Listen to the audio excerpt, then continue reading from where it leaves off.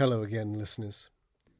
Before we return to Bangor, Maine, and our journey with the House in the Woods, we are delighted to give a special welcome to our Herald of the End Times level Patreon backers. Eleanor Kershaw, Anne Palaska, Yikes, perhaps also known by the forbidden name J.T. Gordon, and of course, Bill Marion. Welcome, dear heralds, welcome. And forgive me if I have pronounced your names incorrectly. Many are the languages of the elder gods, and so few are the guides. But we want to thank you so much for your contributions. The running of the podcast, will always bring with it certain costs, and your offerings are invaluable. We can now make good on numerous payments to government officials and fund the necessary security to prevent irritating private investigators from prying into our business. But what I mean to say is that Dom, Dan, Danann and I are truly grateful. Thank you. And now, as the masked cultist said to the sacrifice, on with the show.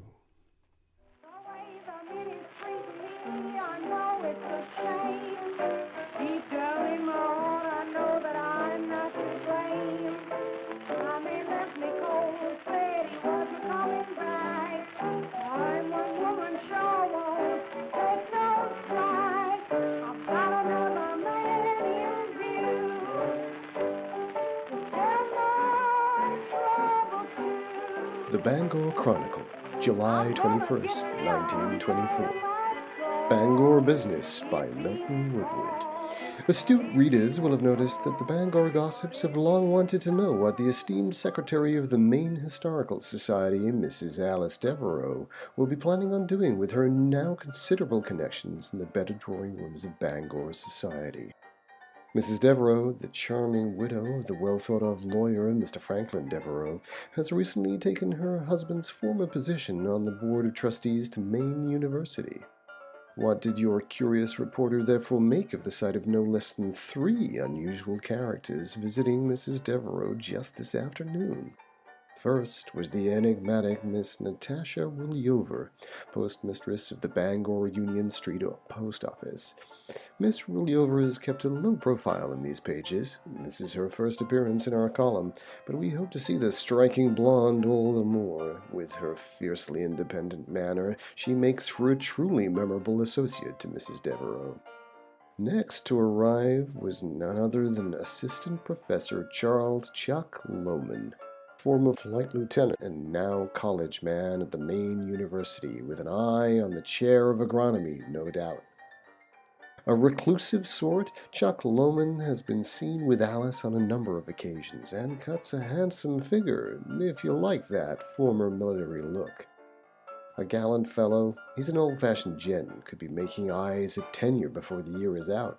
If Mrs. Devereux has any sway on the board, could they be more than just friends? Finally, but in no way least, Mrs. Devereux proved her universal appeal by inviting that ever-curious figure of Mr. Alec Ash Bunyan. Mr. Bunyan was in these pages only last Christmas with his rescue of a boatload of scouts from almost certain doom at the hands, or should we say claws, of a pack of vicious lobsters just upriver from the Newbury Bridge. A local curiosity who defies description, Mr. Bunyan is said to be the best purveyor of catfish this side of Newfoundland. What could a gentleman of his mature and olfactorily challenging standing have to do with an associate professor of agronomy, an émigré postmistress, and of course our very own striking and single secretary of the Maine Historical Society? Or could it be anything to do with a recent call from an upstate sheriff by the name of Longfellow? Or indeed the close relationship between Alice Devereux and Professor Jeremy Winter, the MAU archaeologist only recently released from Green Acres Sanatorium, but who has since left town with no forwarding address? Certainly your reporter won't rest until he finds out. And if it's in the woodwork, Woodwood will dig it out. For the gossip always goes with a bang in Bangor, Maine.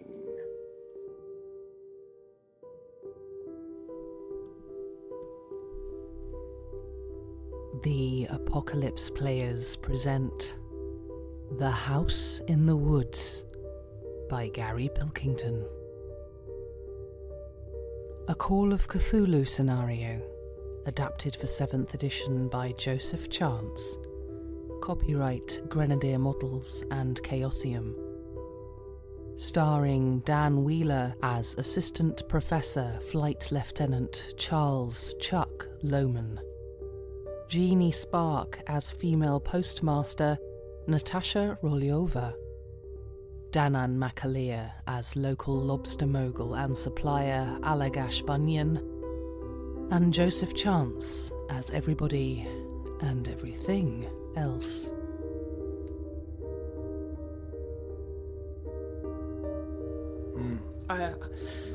Okay. I saw the door close. It was no trick of the light. Perhaps you saw the silhouette before they went through, but the door closed. Someone went through. Oh, to be fair, that is unfortunately they're two different doors. One is the secretary's office. Oh, which you is were just looking before. there. Yeah. Forgive me. Down the corridor. But as you say that, Allagash, you do seem to see a very tall figure just move away from the glass. And I think, Lohman, you see it too. Did you see it too? I saw a figure in there, Miss Rolyova. This is a psychiatric institution. There's bound to be a lot of strange people around. If you're fearful of this, then perhaps you should wait in the car, and we could take care of this. Or I'd be happy to take your arm. No, thank you. No. Let's give him a knock. He's bound to be an orderly or a doctor or something. I'd go up and just bang on the... Actually, as you move forward, an orderly steps out. And he's a big man, but he doesn't have this long hair that you think you might have seen in the shadow. I must have been... Hey, where'd your hair go? I think I was mistaken, gentlemen. Can I help you? No. Sort of, he pulls the door to, and he's locking the door, and you can hear this high-pitched... And then a female voice go, "All right, Mr. Ballantyne. Now you just settle down for your massage treatment." Is that my friend Duncan you got in there? He's got his own health spars. He doesn't need to come here. Roll luck. All of us? No, just Allagash. Oh. It's your lucky night. Oh, I'm gonna spend 2 luck. You can't spend luck on luck. Oh, I can't. No. Oh, it's not. No, it's not Duncan Ballantyne. It's Walter Ballantyne. Who are you here to see? You here to see Dr. Withenshaw? That's right. Yes. We are indeed. Well, these are the treatment rooms. You want to go down there on the left, ma'am, sir. Miss Rolyova, is this the... I say quietly to her, is this the gentleman who gave you a fright? Would you like me to speak to him? No, I must have been mistaken. I thought I saw someone from my past. But pray he is not here. Sometimes one's past can give one a fright when one least expects it. You are entirely correct. If not particularly profound. Again, you are entirely correct. And on this puncturing of the profundity, the return to the banality, the attendant is clearly sort of suggesting maybe you'd like to go on to your appointment then. And he sort of blocks this corridor. He's got keys, and you notice that he's got a pacifier, not a dummy. A dummy. He's got a small truncheon at his belt, painted white. He's in a white uniform with a black belt, white shoes. I'm gonna say to him, "Hey, buddy, you got a restroom around these parts?" Sure, it's back downstairs. Yeah, I found myself a little quad short. I'll see you guys down there. But I'm going to just wander towards the door that I saw closing. Oh, well, that's along the way towards Dr. Withenshaw. Oh, sorry. Should have got my head geography right. No, I should have helped. I'll carry on. I mean, it's closed, but, Withenshaw is your target. You're pretty sure it's the secretary's room. Yeah. And who knows, maybe you'll come back here. Maybe. Okay, so you make your way towards Withenshaw's office. It's a big sign. You knock. It's a very big sign. Oh, I've got to get the voice, haven't I? Fine. Yeah, no, come in. Oh, come in. Are you all right? It's about time that we heard from you, gentlemen. Oh, and lady, it's a pleasure to have you here, madam. So this is about that celebration, finally, is it? Dr. Withenshaw, we are That's right. I'm Withenshaw, James Withenshaw. calling on behalf of Maine University. Well, that's right. I'm assuming about the ball. Is it about the ball in my honor? Well, I'm afraid not. It's actually some slightly more. What's the word I'm looking for? It's private business. Subtle. Oh, I see. We're associates of Mrs. Alice Devereaux. I don't know. His eyes narrow, but he says nothing. I think you know why we're here. We're interested in Professor Jeremy Winter. And he sits down. I see, yes. We were concerned about Professor Winter. I have received a telephone call from the police. Apparently he's gone missing. Well, exactly. Now, this is a terrible shame. Well, I'm sure that the university, as much as Green Acres, will want to make sure that there's no bad press about this. Oh, absolutely. Best of all, we would like... This is the first point where he realizes Bunyan's in the room. And he kind of... He cannot hide his disgust at the appearance of Mr. Bunyan. But then he kind of pulls it back. I'm sorry, you were saying? Do I notice that? Yeah, all three of you notice. And in fact, he makes a particular point of going over to open a window, as if to expel some of the foul odours present. Dr. Withenshaw, I'd just like to make it clear that we are all here as friends and associates of Mrs. Alice Devereaux. We're all here at her request. I'm close to him. No, of course. Oh, he's behind a massive desk. Behind a massive desk. If you were to lean close to him... I come to the side of it, and I just sort of... He will say, no, I think you should stay there. Is this your scout? Is he a gentleman who'll be scouting for you in the woods? And he actually holds his hand up. Oh, you silly don't know me, sir. That's fine, don't worry about that. I'm from Brooklyn now. Dr. Withenshaw, Yes? we were disappointed not to find Dr. Carstairs here when we turned up.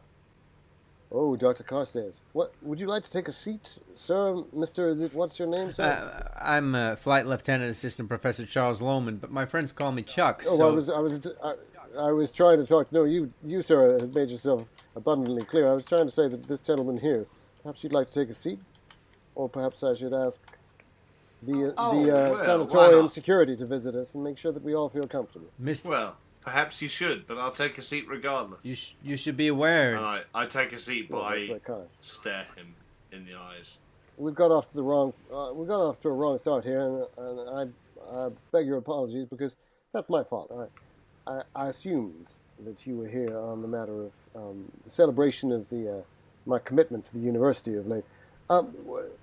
Madam, forgive me, I've not introduced myself. My name is Dr. James Withenshaw.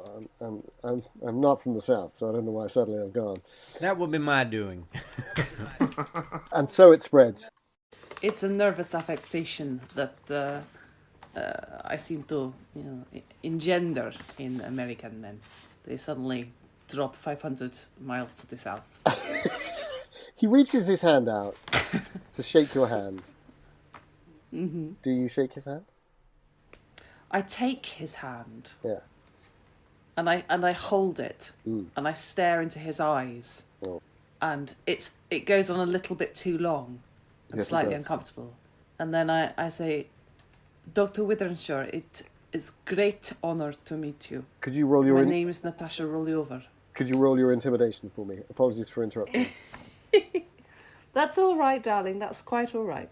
Yes. Success, but only just. Yeah, he it's a hot day, but he looks a little bit as if a bead of sweat's coming out. I say, I'm Natasha Rollover, the lady postmaster of Bangor. And I hope that'll put the shits up him. Because I know that he's been receiving things in the mail that he shouldn't have been. Well, it's that and the full effect of the three of you. He's a very smart man, you get the impression. And you understand that between the kind of the face of Charles Chuck Lohman getting the inside track. What a face. But then the intimidation of Rollover and the obvious stench wild card of that is Bunyan. Bunyan. Stench. He realizes that he's in Chemical the warfare. presence of the stench, the catfish stench. But he realizes he's in the presence of an intimidating and quite sexy, potentially quite problematic investigative team. So he does that thing that all three of you have come across this in the past, where he was putting up a tough exterior full of bluff and bluster, but actually he's very happy to give you as much information as he's allowed to, it seems. And he begins to talk about Dr. Carstairs. It was Dr. Carstairs that we mentioned, wasn't it? Yeah. Yes. But obviously he knows that Devereaux was mentioned, and therefore he knows that it's about Jeremy Winter. But he starts with Carstairs saying how impressed he was when she offered to work at Green Acres. She interviewed for specialist cases at Green Acres, and what an asset to find. You know, I'm not saying. Yeah, sure, yes, of course, that's the voice there. What an asset to find. I can't believe that he's Southern. I don't care. She was a Harvard graduate, do you understand? A Harvard graduate. Berkeley, you say. Berkeley, well, that's a very good school too. And you know, he looks suitably cowed and still toes the line. But I mean, she could have gone to Boston or Arkham and got great cases there. And particularly in Arkham, I'm told, there's wonderful cases to be had for her new school and her new methods. But she chose Green Acres, and I won't pretend that I wasn't flattered. But sad to say, it looks like we only had her for a short period of time. A wonderful sabbatical has offered itself to her, and she's got the opportunity to go to Zurich and talk with some of her fellow alienists. Very sad to lose her. The work that she did on Jeremy Winter was truly superb. 3 months of treatment, and he was out of here. Doctor... I gave him a clean bill of health. Dr. Withenshaw, did you get the impression that Dr. Carstairs had approached you here at Green Acres specifically because of Professor Winter? No. He was brought in, I'm afraid to say, too much overwork is what I would say. He suffered nervous exhaustion. We see it a lot in these neurotic types. But just to clarify, so his admittance came after her secondment to the institution? No, before, yes, no, he was here, that would be 23. 23, he was brought in. And over a year ago. Did she ever look at any other patients, or was her business? Yes, he was the second. He was the second patient. Where there was, I can't remember who the first one was. It was a wonderful success. It'll be in the notes, of course. Sadly, I'm unable to give you them. This client, obviously, is totally... Now, when you say you're unable to give us the notes... Well, now, even a doctor of my position has no power over that. That's the Hippocratic Oath is not to be broken here. Oh. Green Acres wouldn't be worth the money. Hippocratic. I think we all know that this is important business for Alice Devereaux, for the university, where you're expecting to be honored, and we wouldn't want that to you misunderstand me. You misunderstand me. Alice Devereaux will report to the same laws that I do on this. Well, no, I can't give you access to medical notes. It's totally forbidden. If Chuck's trying to do something, I'm willing to add my pool. You get the very strong impression that he's not bullshitting. It's just right. Outsiders don't get access to medical notes. In which case, I put. He sort of sits there, he steeples his hand and says, "Well, I suppose you could take it to the courts, and I'd do everything I could, of course, to assist that. We could call Sergeant Gannon, I believe, was the gentleman who called me from the police station. I'm very happy to do that. I'll get my secretary to do that for us. It would take a couple of weeks, maybe a month at most, to get the paperwork sorted." I don't think that'll be necessary, Sergeant. No, not Sergeant. Doctor. I just put my hand on it. Doctor, that's the one. Doctor. I put my hand on Chuck's shoulder and sort of forcefully lead him aside and say, I think we're done here in terms of him. And Natasha, as the two of them are sort of leaning out from the table, Natasha says, "Dr. Withenshaw, could you say Dr. Carstairs had new methods?" Yes, that's right. Could you elaborate on The method? What I do know is that it was it was cutting edge stuff. She was very interested in the concept of the whole, all areas informing the nature of the psyche. Yeah. The whole? Yes, the whole, the holistic concept. That's probably pre-1924, post-1924. He doesn't say holistic. He says, well, she used to talk in newfangled terms about the idea of the wholeness of a person being made up of many fractured, prismatic parts. So it's wonderful stuff. Really very cutting edge. Actually, she's got a number of. I think she was hoping to publish some works. Did Professor Winter... I don't think that's what my colleague was talking about, but carry on. Did Professor Winter seem to improve under her method? Or... Very much so. I signed off on his release, and I would do so willingly again. He's still slightly sweating, but he's holding his line about that. So you get the following. He made in his opinion, Winter made an excellent recovery following the additional treatment from Dr. Carstairs. Winter was brought in with nervous exhaustion, overwork, considered a neurotic type. Given treatments, which I think all three of you kind of slightly wince at the thought of, and he plateaued after 2 months of treatment to a manageable state. There wasn't any progress for 9 months, and then Dr. Carstairs arrived on the scene. At one point, you realise he slips up and he says, well, Anastasia was a wonderfully persuasive interviewer. You realise that her name is Anastasia Carstairs. Anastasia. Anastasia. And what the rest of these are also persuasive as she? Duh. At one point says, along those lines, Bunyan, he once says, for a woman as young as her, I mean, what, in her early 40s? And then he presses on.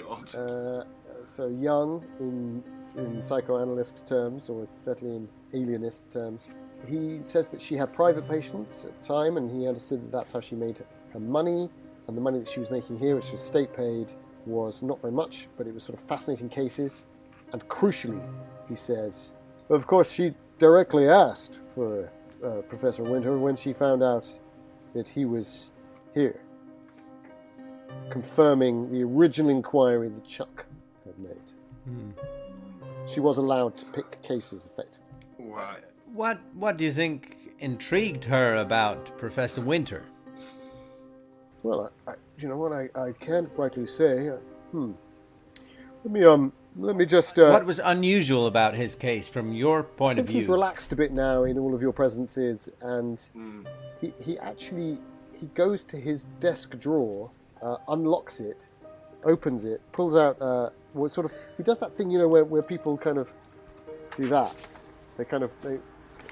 He's looking at something in there and he goes, oh yes, no, I remember now, yes. She said that it was... like after the news finishes, shuffle the papers. Yeah, exactly that. It's like, it's just a moment of naturalism. Just a moment of naturalism, guys. He very naturally does that. And yes, he said, well, it's funny you should mention that. I did ask her, and she said that she was keen to try this retreat method that she'd heard, where someone confronts one of the initial atmospheres of their crisis, their breakdown, and that's why she encouraged him to go back to the woods, and she even offered free of charge to use her great uncle's old house, the vacation home that they have out there up in Matta. What is the goddamn name of that place? Mattawanky. The Matterhorn. Mattawanky. There is a buzzing on the desk. And would you say it's more matter or more? And he says, I'm afraid to say that I do have a 345. Is that his mobile phone ringing on vibrate? No, it's like a massive box on his desk. It's a modern version. It's the cutting edge technology of an intercom. It means that he's wanted. Well, we're all wanted by someone, darling. Dr. Widenshaw, thank you very much for your time. Do you have the address of the property before we leave? Well, no, that would be in the files. I'm afraid to say I'm not at liberty to give that out. Well, I see. Oh, of course you're not at liberty to show us the files, but if I was just to ask you well, I believe the police must have it. Surely you should contact Sergeant Gannon, wasn't it? Of course. Well, Listen, let me put it like this. If we were under a certain time pressure and you say we could contact the police, they would give us the address, then maybe we could just cut out the middleman and you give us the address now, and we wouldn't have to worry about I very much bothering like the police. I very much like your styles. What I'd like to do while this conversation is going on, I'd like to walk up to him and just sort of sit the side of my ass on the table and just lean into him and say, how's little Barbie doing? And little Susie, they all right? Did she come first in the hockey tournament? I know you told me about that. Luck check. Well, it's either luck or intimidate, isn't it? I'll go with luck. I'm going to start with luck because the intimidation aspect is clearly going to come in. My luck is I rolled a 20 on a 75 on luck. Yeah, he stops and looks at you as if really for the first time and says, I have to deal with some business, but you see his hand go to the desk, and it definitely checks that the desk is fine. And then he says, but I'll come back, because that seems to be unusual that you should know so much about my family. Why don't the three of you stay here? We spoke about it before at the bar. Do you not remember at Murray's? And he's literally kind of making his way out. You've seen this quite a lot with some powerful I want to people. stop him. I want to stop him leaving. You have to go back I around want to the stop desk him. because I he's want to going one stand way in his around. way and say, do you remember at Murray's? Huh? No, I don't want any trouble. I don't want any Mr. trouble. Bunyan, I think we can let Dr. Withenshaw go. We would just collect our thoughts here in his office. Yeah. Well, I hope she finished first. That's all I'm saying. You keep an eye out for me, all right? I'll be right back, ladies, gentlemen. Gentlemen, ladies. Oh, we won't gentlemen, be here. lady. Flustered, he leaves. Have a nice lunch. Right, fuck this cunt. Let's go. Willie, could you give me a power check? Yes, I've rolled a 40 on a 60. So it's all good. Okay, so you have the special hairpin, don't you? I do. In my special hairdo. And your instinct is that you'd like to try your locksmith skill. Very good. And while the two men are coming around the desk, you realise that she's already there, down at the lock, picking away with this hairpin that she's just pulled out. Brilliant. Very good. Successful. I 14 on a 33. Successful lockpick. I'm 14? 14 on a 33. That's a beautiful roll. Thank you. That's a beautiful roll. Thank it's you. hard. While this is going on, I'm trying to convince Bunyan that I felt like the doctor was very actively giving us some time in his office alone. That was the vibe I got. Oh yeah. You're right. Yeah. He was lovely. I love the guy. I was just trying to ask how his family was, and he didn't like that. But that's fine. It's a good distraction Maybe technique. someone gets their lobster late this week. Oh. Hey, Natasha. Hey, don't look at her. She's doing something else. Okay, so the drawer pops open within a few seconds. Now, how are you going to play this? I'm going to take everything out of the drawer and look at it. So there's a folder marked Winter. I would like to attempt a library use roll. I was going to say.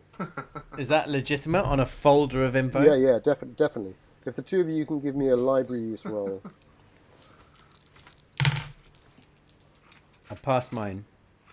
Yes, I rolled a 14 on a 55. Boom, boom, boom, boom. Nice. Very Wow. Another really good. Right, okay, so literally you're sort of passing pages to each other, working as a team.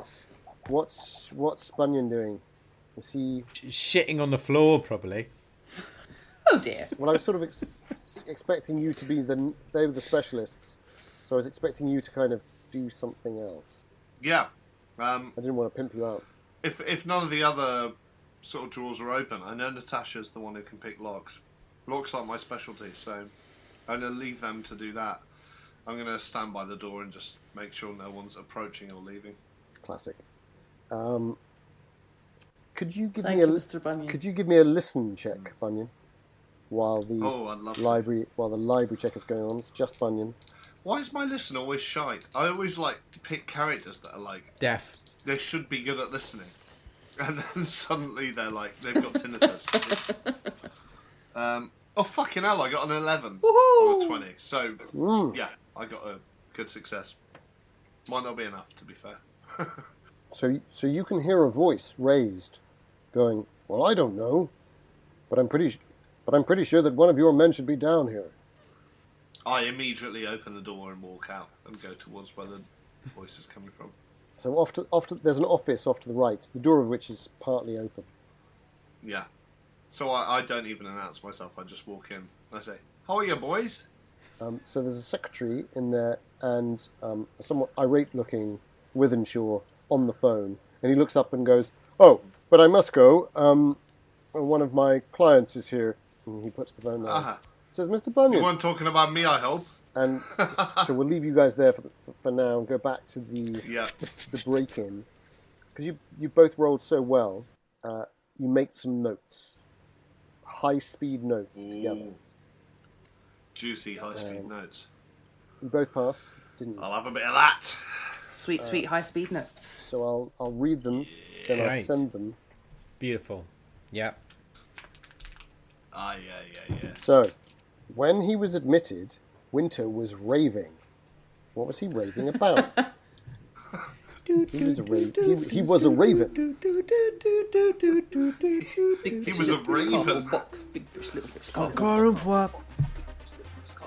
Stuck in shit. For those of you who are watching by video, this is self-evident. But for those of you listening by radio, the players are now doing innovative 1990s UK dance moves. The players have now embarrassed themselves with their one trip to Ibiza. They're waving imaginary glow sticks. Blow your whistle. What you gonna look like with a chimney on her? What? Are absolutely loving it. Oh my god, you're going wild. Is that what people listen to in raves? Wow! That's the last thing I expected. I love it. I really I've want no you to be a idea. DJ. Historical raves of the 1990s. There it is. Yeah. Last time with good cocktail.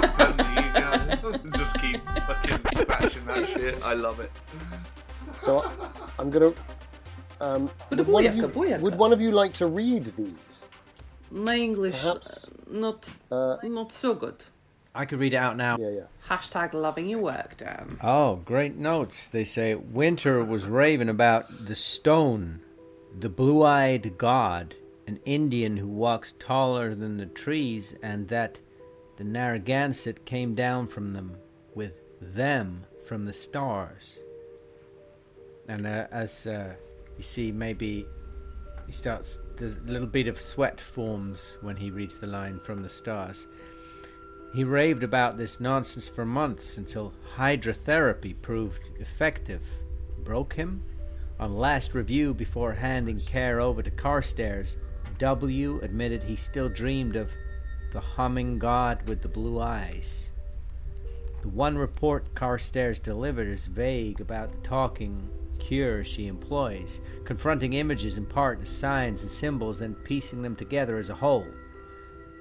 The key is not aversion therapy, but immersion, until one sees the thing in its teeth and asserts one's own reality. Withenshaw has written next to this, "cutting edge!" in the margins.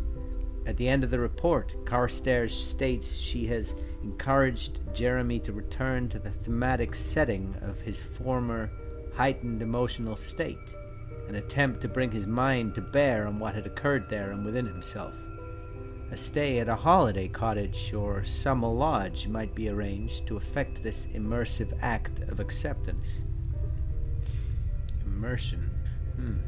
At which point the two of you hear raised voices coming from the corridor, and the door is open, and you realise that you've been left.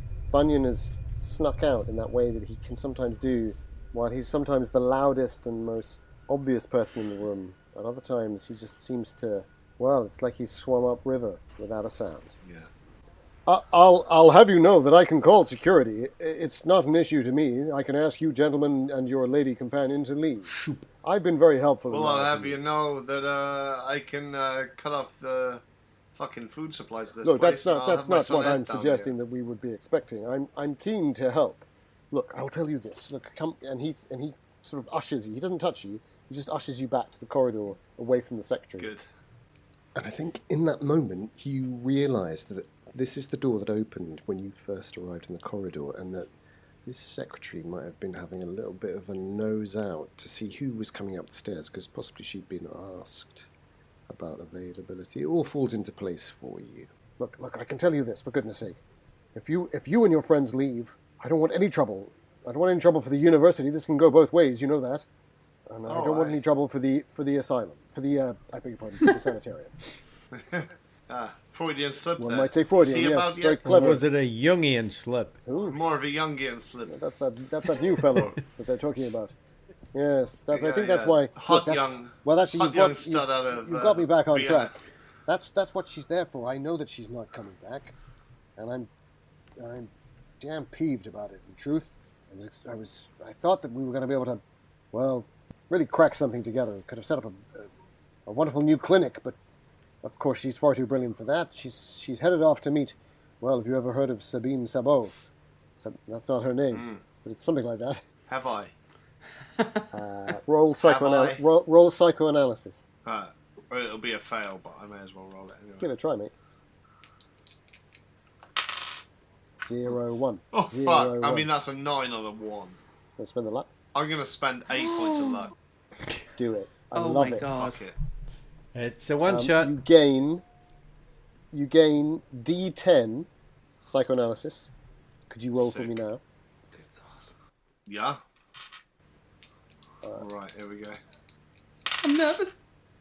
I mean, as I say, I know this isn't the way character progression works, so apologies to the purists out there. But I was just interested in the idea of sometimes those scores are so low. And so we're only going to do this for any skill that has is at base level. So you can't develop other skills this way. Sweet. Is he going to take it? It's on the floor. Do it. Yes, I'm going to have to roll it again, because there's no way of knowing what that was. Going in the dark. 9. 10! 10. You now have psychoanalysis. 11. Shitting hell. Yay! So effectively you exchanged 8 points of luck for 10 points of psychoanalysis. Just like in life. Yeah. Just like in life. What people don't know about Bunyan is he does some reading. Where do you do your reading, Bunyan? Where do you do your reading? Mine. Yeah. Well, the cabin. Obviously, I sometimes pick up the periodicals or the penny dreadfuls or whatever the fuck passes for literature these days. It's eclectic, isn't it? The penny dreadfuls. It's very eclectic. By the cabin, do you The mean penny like, dreadfuls. is this reading while you fish, basically? Yeah, I mean, I just anything on angling. That's what I like. There's a guy called Jeremy Wade. He's got a whole series called River Monsters, and I watched that again and again. So he went to the Congo and got hit by lightning. So one day, you instead of picking up Anglers Weekly, you accidentally pick up Analysts Weekly, and you remember the name Sabine Salien, a notable new Parisian prominent alienist who has called radical alienists together in Zurich. It was just like a little thing, remember? She's about the only fucking alien I ever heard of. I wish I could say the same. Yeah. But anyway, he says to you, look, the only other thing I know that I haven't told anyone else, I didn't even tell the police, is that I know that she used her own family house. It was an old vacation house. Christ. Above Mattawamkeag, a couple of miles above it, to the northwest, I beg your pardon, heading up towards the lake. Old Indian land. Yeah. I believe it was owned by her. I believe that it was owned by her great uncle. Now, what was his name? It's on the tip of my tongue. Of course, Carrington Carstairs. Anyway, look, that's all I know. If you'd be so kind as to. Yeah. And I wish you the best of luck with your investigations. Oh, yeah. And he starts to walk back towards his office. Yeah. You don't want to go up that way. But I think that's the Carrington place up that way. But I think it's fair to say that the other two were already out with their rushed notes, expertly. I think as soon as we heard voices, we were shoving papers back in the drawer, shutting the drawer. We had already made our notes. And it was such a good lockpick roll that I'm going to give you the free lock back up. Ooh, aced it. Lovely. And if it's all right with you, it's Christmas. I'd love to push down to the bottom of the steps outside the asylum. That's delicious. Let's do it. Because you've done well there. We pick up in the car park as we're walking towards the car, and I'm saying, "He said not to go down that way. He said that's the old Carrington lot down that way.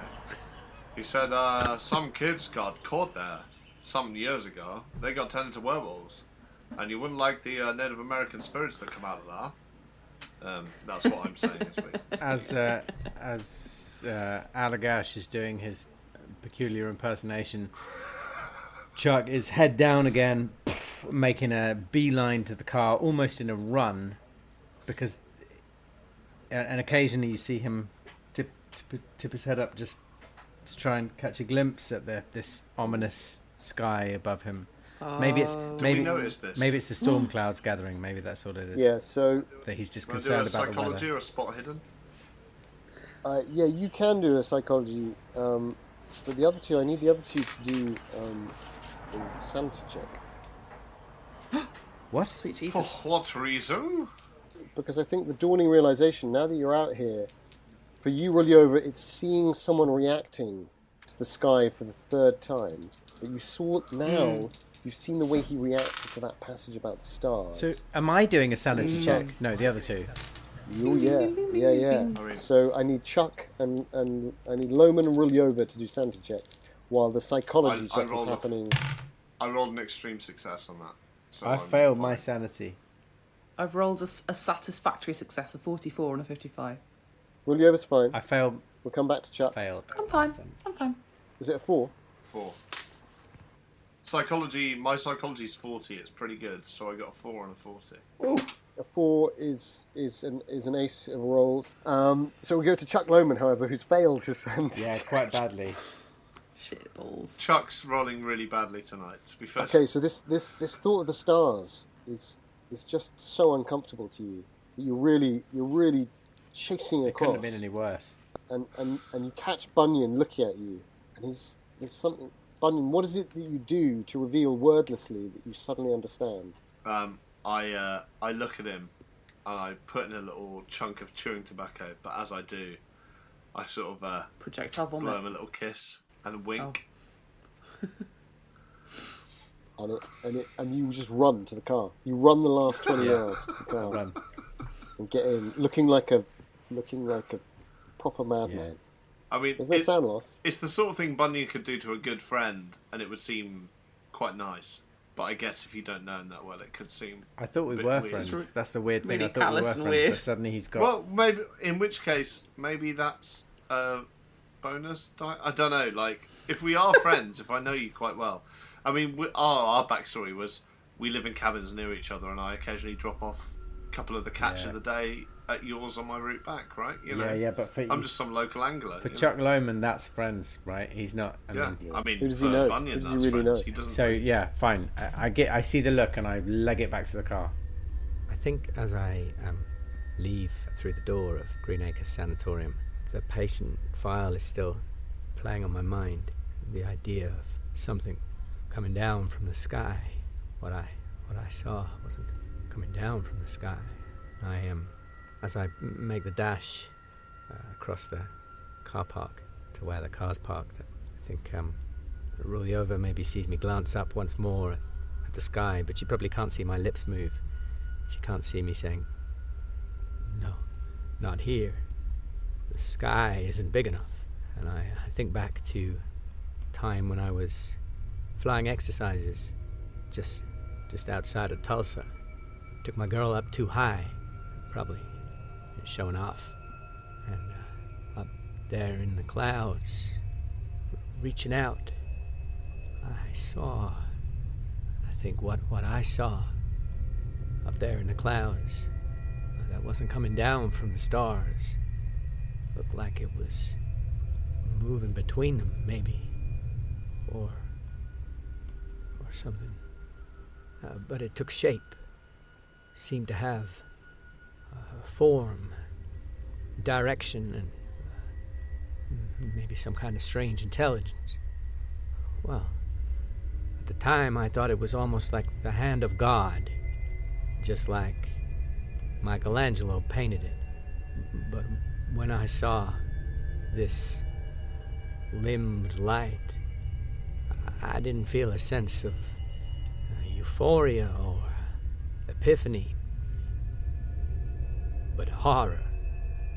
I was overcome with a chill and a sensation of dread. I'd never seen a light so dark, or perhaps more correctly, a darkness so light. And it's those words that haunt my nightmares, that accompany the image that plays through my brain. Limbed light. Limbed light. I think there's a weird impasse in the car, and then inevitably you start talking about what to do next.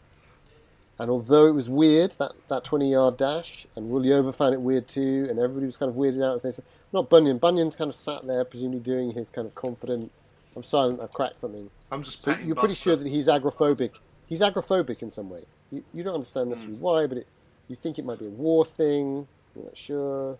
He was the lieutenant. Also, I've got Buster in the car next to me. Oh, the dog's there, of course. But can I do a psychology check on Chuck and see if it really affected him? You've already got it. Taking a bit of time. You've already got it. That something affected him externally. It wasn't you that really upset him. You were just icing on the cake. And Natasha's driving, right? No, not. I think he's still compos mentis. He's still got into the car. Yeah. Okay. But no one's driven I'm giving anywhere. him a hard look over. Okay. I'm looking over at him, but Chuck's fine as soon as he's in the car. As soon as I'm there in the car, I'm fine. Where are you headed? It was weird, but I've seen worse. Where are you headed? Where are we headed? No one's driving yet. Oh, You just sat there. Yeah, Oh, I am. So we're sat in the car, but Chuck is behind the driver's seat. Behind the wheel. I think I'd say to Mr. Bunyan, what was the name of the Carstairs' uncle? Oh, Carrington. You probably overheard it as you came out. Harrington. She starts consulting with the index of addresses and names that she has become very familiar with over the last 3 years. I'm also scanning my mind for Carrington, but as you're doing that, as I see you sort of drift off into your reverie of finding the name, I send Buster forward. I sort of say, Buster, and like very subtly, like giving the impression to like go and lick Chuck's hand and just sort of be friendly to Chuck and see if that can like sort of help him. Could you roll your control dog skill? I can. I've got my animal call / handling skill, if that'll do. Nice. Which I put a lot of points into. Let's see if they were worthwhile. If he fails it now, is Buster going to attack Chuck and potentially kill him? I mean, if I fumble, his throat's gone. Exactly. Cthulhu. Anything could happen. Oh, there it is. Basically a weapon. I found it. Buster's basically a deadly weapon. 525. 25 on a 55 for animal call / handling. That is exactly what he does. There's no need to boast, okay? Boom. There is. I know. Boom, boom. A massive need to boast. I've always liked dogs. This like friendly attention from the dog. Yeah, I think he's an Irish setter, Buster, so he's very grounding. Cute as well. You know, rugged dog that he is. Is it fair to say that you share information with? I think what may be fair to say is that I share information with the other two while Buster is giving Chuck some attention, because I don't have any reason to hide anything I've learned. That sounds much ruder than it should. I know. While Buster's spreading some peanut butter around the specific area. It's really it's not that kind of show. It's not that kind of show. It's not that kind of show. So it's not that kind of show, guys. Isn't it? Chuck Lohman has started up the car. And where are you driving, Lohman?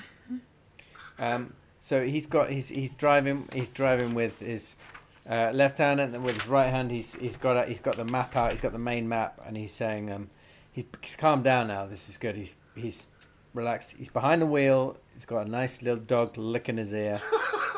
He says, and Buster. Yeah, and Buster. Boom. So I guess we could head right up to this cabin. Sounds like it's north of Mattawamkeag. Ludicrous. Would you head straight there, or anything else we want to check out first? I can see I say we go. Mattawamkeag right here on the map. We go on I can see Mattawamkeag. I think it's Mattawamkeag or Mattawamkeag. Yeah, with no, an I M. say let's go to the cabin. Let's go to the cabin. Drive, Chuck. Let's go to the cabin. Hey, I'll ask Buster. I'm doing this sort of in the aid of like keeping that goodwill going between Chuck and Buster. I'm like, hey Buster, what do you think? And he's sort of like, I'm like, Buster says yes. Let's go. Let's head to the cabin. What's the worst that can happen? I'm happy to head up into the woods. Oh, I bet you are. I think it's my duty as the keeper of the Bangor Public Library to at this point say, this is Call of Cthulhu. Oh. Are you sure that you want to leave Bangor and go straight up to the cabin?